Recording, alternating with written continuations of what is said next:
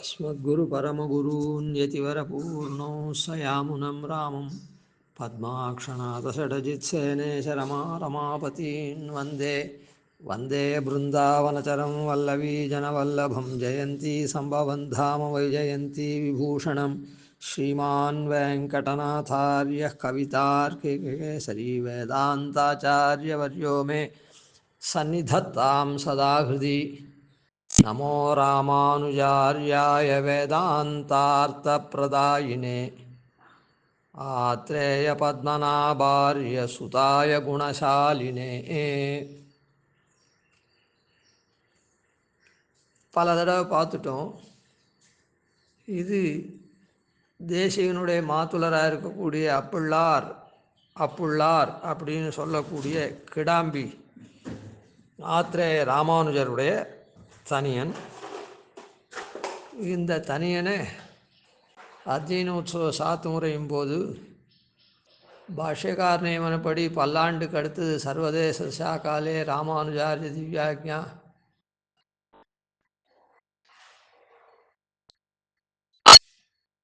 ஸ்ரீமன் ஸ்ரீரங்க அனுசந்தானத்தில் இருந்ததே. அதுக்கப்புறம் இந்த திருவத்தியனோத்சவத்தை பாக்கிய குதிஷ்டிகள்லாம் நிறுத்தினத்தினால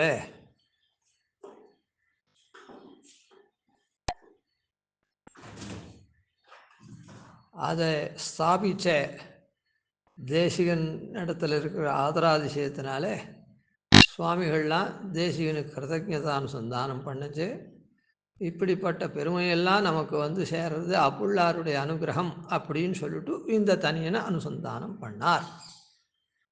அவர் அப்படி அனுசந்தானம் பண்ண உடனே மற்றவாள்லாம் சுவாமி விஷயமாக அனுசந்தானம் பண்ணணும் அப்படின்றதுக்காக, சுவாமி தேசிகன் விஷயமாக அனுசந்தானம் பண்ணணுன்றதுக்காக ஏற்கனவே பகவத் பாகவத நியமனத்தினால ஆரம்பத்தில் பாஷ்யகார நாளில் லக்ஷ்மிநாத சமாரம்பாம்னு இருந்தது.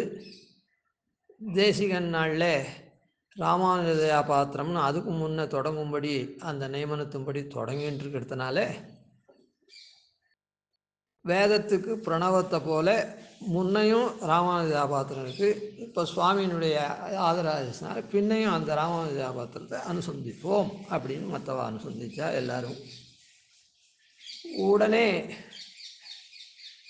குமார வரதாச்சார சுவாமி வாழி ராமானுஷ பிள்ளான் வஞ்ச பல சமயம் மாற்ற வந்தோன் அப்படின்னு 2 பாசுரங்களையும் அனுசந்தானம் பண்ணார்.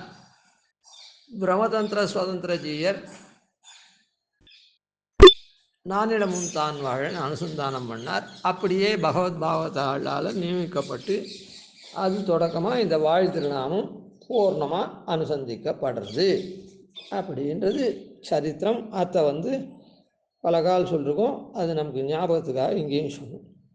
இப்போது அதில் நாம் அனுபவிக்க வேண்டியது நமோ ராமானுஜாரியாய வேதாந்தார்த்த பிரதாயினே ஆத்ரேய பத்மநாபாரிய சுதாய குணசாலினே. இவ்வளவு பெருமை மிகுந்த ஆச்சாரியனாக இருக்கிறதுனால அந்த ஆச்சாரியனிடத்தில் பார்த்த உடனே நமஹா அப்படின்னு சேவிக்க பண்ணுறது அவளுடைய குணம். அதனால் என்ன தெரியுதுன்னா அவளுடைய உயர்ந்த தன்மை தெரியுது. உயர்ந்த ஞானம், உயர்ந்த அனுஷ்டானம், உயர்ந்த வைராக்கியம், அதே மாதிரி சிஷ்யோஜீவனத்தில் அவள் கொண்டுள்ள உயர்ந்த தன்மை எல்லாம் இதில் இருக்கிறதுனால கொண்டவர் அப்படின்றது தெரியுது. இப்போ இது ஒன்று சொல்லச்சே இன்னொன்று ஞாபகம் வச்சுக்கணும்.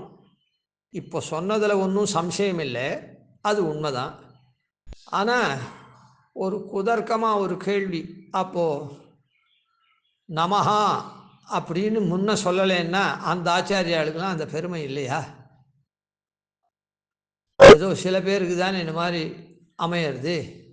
நமஹா பிரபத்யே வந்தே அப்படின்னு சில பேருக்கு தானே அமையிறது. அப்போது அமைஞ்சிருக்குது. அப்போ மற்ற ஆளுக்கெல்லாம் அந்த பெருமை இல்லையான்னு குதர்க்கமாக கேள்வி கேட்கக்கூடாது.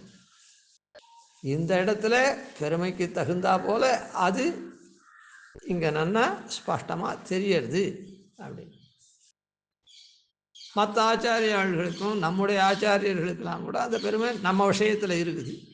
இந்த மாதிரி ஆச்சாரியாளுக்கு லோகம் பூரா வாழலாம் ஆச்சாரியாளாக இருக்கிறதுனால அந்த பெருமை லோகம் பூரா தெரியறதுக்காக தண்ணியில் முதல்லையே இருக்குது அப்படின்னு எடுத்துக்கணும். எதுலேயும் ஐத்துகவாதம் குதர்க்கம் பண்ணுறதுன்றது எப்போவுமே கூடாது. சரி. நமஹா ராமானுஜாரிய நமோ ராமானுஜாரியாய. அது அவருடைய திருநாமம் ராமானுஜர் அப்படின்னு, அதான் ராமானுஜாரியர். நமஹான் இருக்கிறதுனால ராமானுஜாரியாய அப்படின்னு சதுர்த்தி விபக்தி, 4ஆம் வேற்றுமை, அவர் பொருட்டு நமஸ்காரம் அப்படின்னு. ராமானுஜன் அப்படின்னு அவருக்கு திருநாமம். ஸ்ரீபாஷ்யக்காரர் கூட ராமானுஜன் தான் திருநாமம். அவர் ராமானுஜன்ற திருநாமத்தை சொன்ன உடனே அதுக்கு அடுத்தது அவருக்கு விசேஷணத்தை சொல்லப்படுறது வேதாந்தார்த்த பிரதாயினே. வேதாந்தார்த்தத்தை அனுகிரகித்தவர், கொடுக்கக்கூடியவர், அவர் பொருட்டு, அப்படிப்பட்ட ராமானுஜர் பொருட்டு நமஸ்காரம் அப்படி. அதாவது கொடுக்கறது அப்படின்னா உயர்ந்த வஸ்துவை கொடுக்கணும், அதை நன்னா கொடுக்கணும். அந்த உயர்ந்த வஸ்துவை சந்தோஷமாக கொடுக்கணும், அதுவும் நன்னா கொடுக்கணும். இப்படி இருக்கிறது தான். அதனால தான் இந்த சம்பிரதாயம் அப்படின்னு ஒரு பதம் நாமெல்லாம் சொல்கிறோம். எல்லாத்துக்கும் நாம் சம்பிரதாயம்னு சொல்கிறோம். எப்படி சொல்கிறோம்? பாஷ்யகார சம்பிரதாயம்னு பொதுவாக சொல்லச்சே சொல்கிறோம். அப்புறம் தேசிக சம்பிரதாயம் அப்படின்னு சொல்கிறோம். அதுக்கப்புறம் அவளுக்கு வரைச்சே ஆண்டவன் சம்பிரதாயம், ஆழிங்க சம்பிரதாயம், சன்னதி சம்பிரதாயம் அப்படின்னு ஒரு சம்பிரதாயம்ன்ற பதத்தை நாம் பிரயோகப்படுத்துகிறோம். தாயம், பிரதாயம், சம்பிரதாயம் அப்படின்னு. தாயம்னா என்னதுன்னா, இந்த பங்கு போட்டு கொடுக்குறாளே பங்காளிக்கு, அதாவது தனக்கு உரிமையானது, அப்பாவனுடைய சொத்து பிள்ளைக்கு உரிமையானது. 4 பிள்ளை இருந்தால் 4 பேர் அதை பங்கு போட்டுக்கிறான். அது பங்கு போட்டு கொடுக்குறாளோ இல்லை அப்பா தன்னுடைய சொத்தை 4 பிள்ளைக்கு, அதுதான் தாயம் அப்படின்னு. அதனால் இந்த சம்பிரதாயத்தில் இருக்கக்கூடிய தாயம் இருக்குதே, நமக்கு என்னது சொத்து? பகவத் கைங்கரியம்தான் சொத்து ஜீவனுக்கு. அந்த ஜீவனுக்கு பகவத் கைங்கரியமாகிற சொத்தை கொடுக்குறாளே, அதனால தான் இதுக்கு சம்பிரதாயம்னு பேர். தாயம்ன்றது கொடுக்கறது. அப்புறம் அதை எப்படி கொடுக்கணும்? சில சமயத்தில் இந்த சொத்துலாம் பிரித்து கொடுக்குச்சே, இந்த பையன் நன்னா பண்ணினான், இவனுக்கும் ஒரு பங்கு கொடுக்குறேன். அந்த பையன் ஒன்றுமே பண்ணலை, தண்டம் இருந்தாலும் அவனுக்கும் கொடுக்குறேன், ஏன்னா அவன் பையனாக இருக்கிறதுனால அப்படின்னு கொடுக்குறாளே, அது பிரயோஜனம் இல்லை. அதனால் பிரதாயம், பிரகர்ஷேன தாயம். எப்படி கொடுக்கணும்? சந்தோஷத்தோடு கொடுக்கணும். அதுக்கப்புறம் இந்த கொடுக்கச்சே என்ன பண்ணுவான்னா, மொத்தம் எவ்வளவோ ஒரு போர்ஷன் இருக்குது அப்படின்னு சொன்னால் அதை 4 பேருக்கு பங்கெடுத்து, அதிலேயே எல்லாமே ஒரே மாதிரி இருக்க முடியாது லோகத்தில். அதனால் அதில் தாரதமியம் இருக்கும். ஒரு டெபாசிட்டை பிரித்து கொடுக்குறதுன்னா கூட அதில் தாரதமியம் இருக்கும். இந்த டெபாசிட்டு வசதியாக இருக்கும், அந்த இன்னொரு டெபாசிட்டு மட்டமாக இருக்கும். எப்படி மட்டமாக இருக்கும்னா, பேப்பரில் எல்லாம் ஒன்றா தான் இருக்கும். அந்த கம்பெனியுடைய ஆக்டிவிட்டீஸோ இல்லை ஏதோ அதனுடைய தாரதமியம் நீங்களே பார்த்துக்கோங்க. இதில் ரொம்ப உள்ள அதெல்லாம் போட வேண்டாம். அதனால் இப்போ அதே மாதிரி நிலம் இருந்ததுன்னா, ஒரு 10 ஏக்கரா இருந்தால் ஆளுக்கு 2.5 ஏக்கரா கொடுக்குறான்னா, ஒரு நிலத்தை போல் ஒரு நிலம் இருக்காது. இந்த 2.5 ஏக்கரா அவனுக்கு, அந்த 2.5 ஏக்கரா அவனுக்குன்னு சொன்னால் அதில் கம்மியாக தான், குறைச்ச மதிப்பு இருக்கிறது இருக்கும், நல்லதும் இருக்கும். அதனால் சம்யக்காக கொடுக்கணும், சந்தோஷமாக கொடுக்கணும், சம்யக்கு நல்லதாகவும் கொடுக்கணும். இன மாதிரி கொடுக்கறதான் சம்பிரதாயம் அப்படின்னு சொல்கிறோம். என்ன சம்பிரதாயம் இவா என்ன கொடுக்குற ஆச்சாரியாள் அப்படின்னா வேதாந்தார்த்த பிரதாயினே, வேதாந்தார்த்தத்தை கொடுக்குறா. ஏன் வேதாந்தார்த்தத்தை கொடுக்குறா? மற்றதெல்லாம் வித்தியாசம் இருக்கும். தான் சொன்னேன், சொத்து பத்து அதெல்லாம் எது இருந்தாலும் அதில் தாரதமியங்கள்லாம் இருக்கும். ஒருத்தருக்கு ஒருத்தர் கொடுக்கச்சே இவன் என்ன பண்ணிட்டான் பையன்னு பேர் வச்சுட்டு, அவன் என்ன பண்ணிட்டான் அது பேர் அப்படின்னு கொஞ்சம் மனக்லேஷாதிகள்லாம் இருக்கும். அதே மாதிரி அதுக்கு தகுந்த மாதிரி வைஷமியம் இருக்கும். அதாவது ஒரே வஸ்துவை கொடுத்தா கூட அதில் ஏற்றத்தாழ்வுலாம் இருக்கக்கூடியதாக இருக்கும். அப்படிலாம் இல்லாமல் இவ கொடுக்கறது வேதாந்த வித்தியை கொடுக்கறதுனால, வேதாந்தார்த்தத்தை உபதேசம் பண்ணுறதுனால ஆச்சாரியாள் அதுக்கு சம்பிரதாயம்னு பேர். அதாவது நமக்கு உண்டானது தான் அது, அதில் ஒன்றும் சந்தேகம் இல்லை. ஜீவனுக்கு உண்டானது தான் அந்த சொத்து, அந்த பகவத் கைங்கரியம். பகவத் கைங்கரியம்ன்றது பகவத் ஞானம், தத் ஞானம். அதை ஆச்சாரியாள் கொடுக்குறா.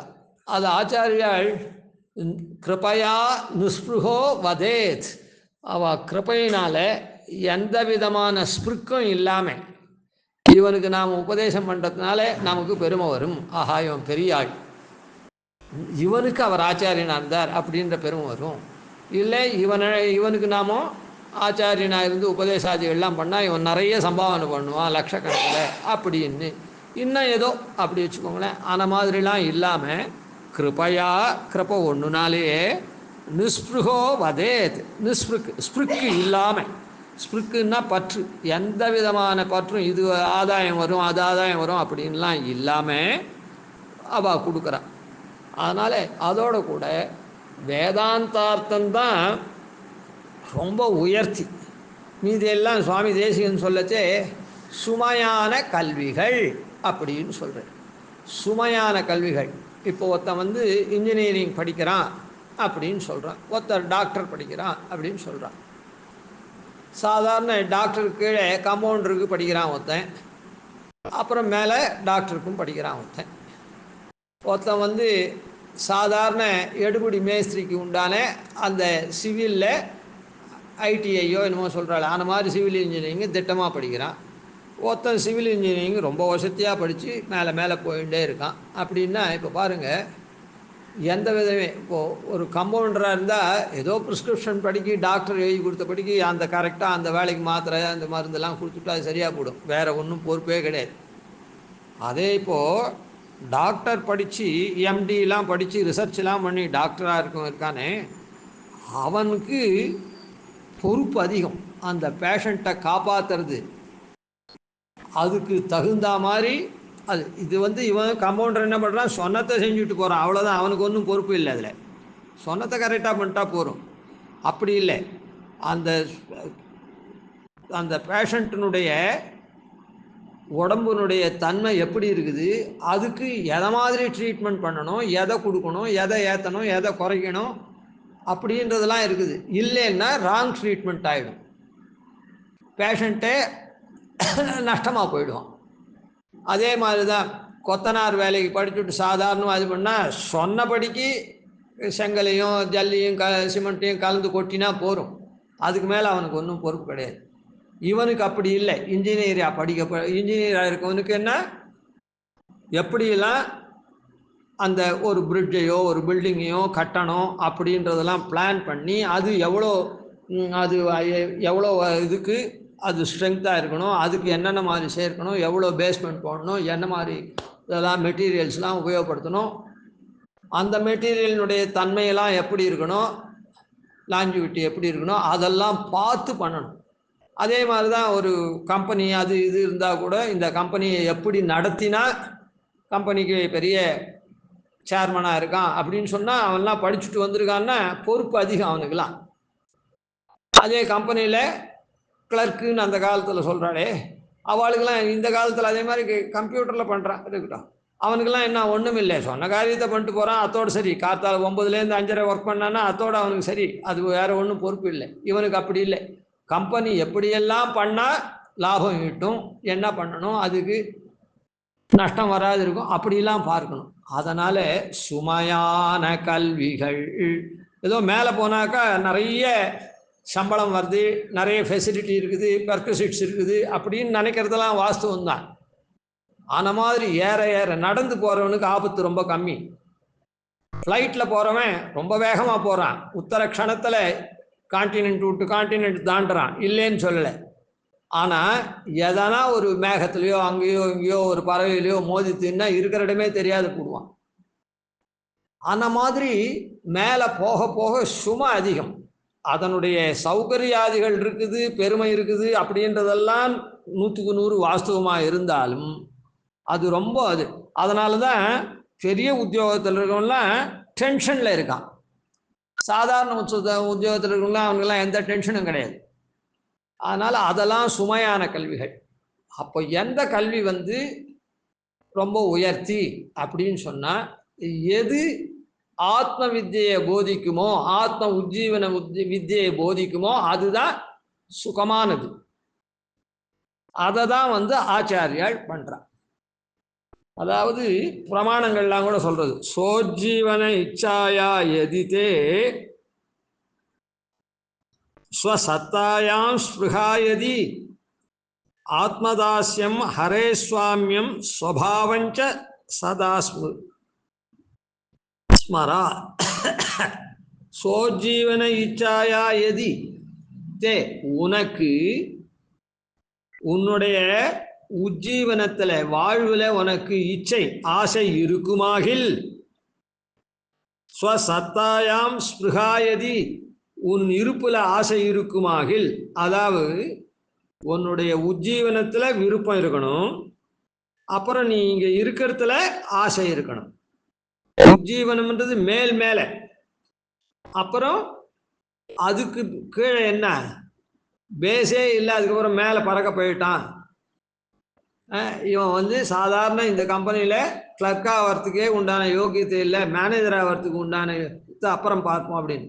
அதான் இது அந்த மாதிரி சோஜீவன இச்சா சோஜீவன இச்சா எதி, உனக்கு உன்னுடைய வாழ்வில் உஜ்ஜீவனத்தில் உயர்ந்ததான வாழ்வில் விருப்பம் இருக்குமாகில், அதுக்கு பேஸா இருக்கிறது ஸ்வசத்தாயாம் ஸ்பிருகாயதி, நீ இருக்கிறதுல ஆசை இருக்குமாகில், உனக்கு ஸ்பிருக்கு இருக்குமானா என்ன பண்ணணும்? ஆத்மதாஸ்யம் ஹரே சுவாமியம், ஆத்மா நம்முடைய ஆத்மாவுக்கு தன்மை என்ன? தாசனா இருக்கக்கூடிய தன்மை. ஹரே சுவாமியம், ஹரியா இருக்கக்கூடிய நம்முடைய பாபங்களை போக்கக்கூடிய எம்பெருமான் இருக்கானே, அவனுக்கு என்ன தன்மை அப்படின்னா சுவாமியா இருக்கக்கூடிய தன்மை. ஆத்மதாஸ்யம் ஹரே சுவாமியம் ஸ்வபாவஞ்ச சதாஸ்மரா, நம்முடைய ஸ்வபாவம் தாஸ்ய ஸ்வபாவம், தாசஸ்வபாவம். எம்பெருமானுடைய ஸ்வபாவம் சுவாமியா இருக்கிற ஸ்வபாவம். இதை நாம எப்பவும் நினைச்சுட்டே இருக்கணும். ஏன் எப்பவும் நினைச்சுட்டே இருக்கணும்னா, இதுல மாறாட்டம் வந்துடுத்துன்னா இந்த புத்தியில தாறுமாறா போயிடும்.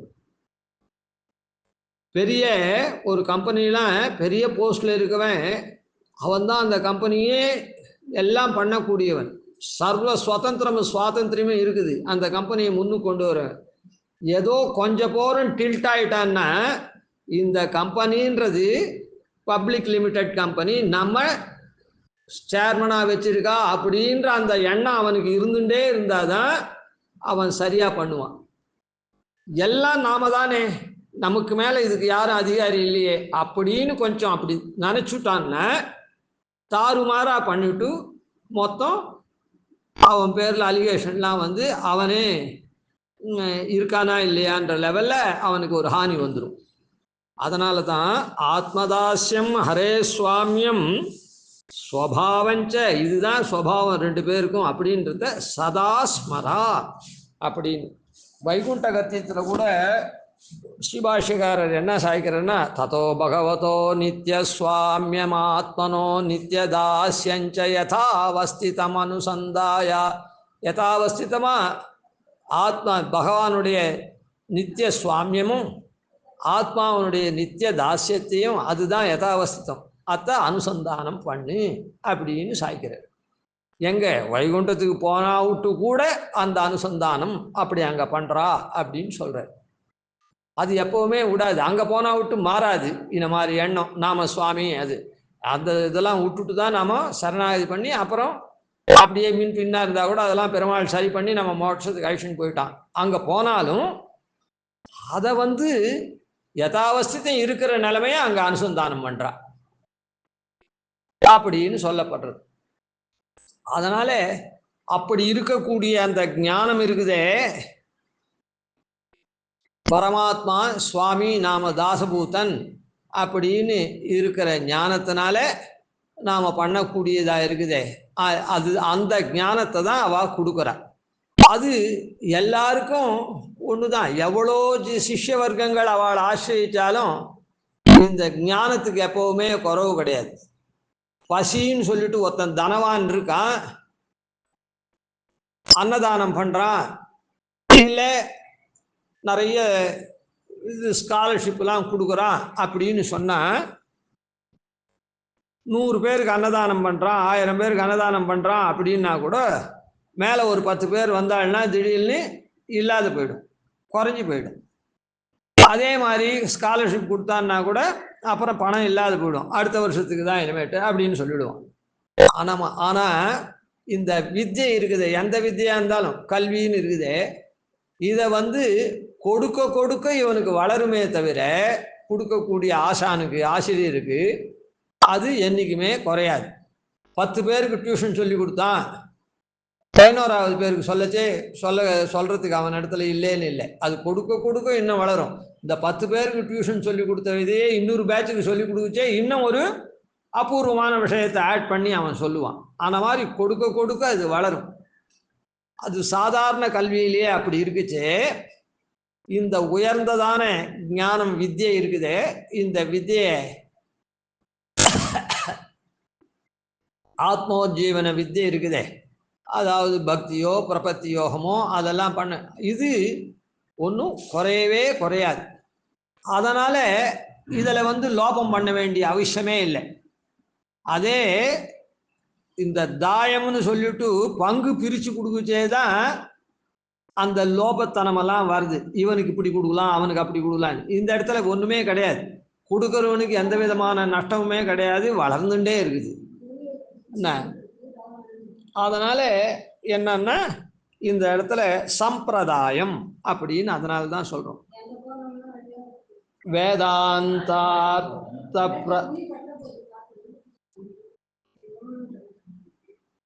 வேதாந்தார்த்த பிரதாயினே அப்படின்னு இந்த இடத்துல சொல்லியிருக்கு.